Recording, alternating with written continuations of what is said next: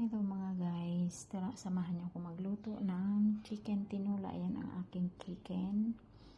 And then patatas, sibuyas, bawang, and bok choy, and malunggay. Kaya lang wala tayong luya at saka sayuti at saka papaya kasi bawal lumabas dito at saka walang malapit na tindahan. Bawal, pwede naman lumabas, kaya lang kailangan mo pa ng gate pass. Kaya lang ito na lang aking gagamitin. Ayan ang aking ingredients.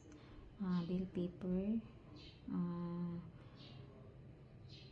pamintang dahon, pamintang buo, and chicken cubes, garlic, onion, and ilagay natin ang ating ingredients kasi anuhan natin siya.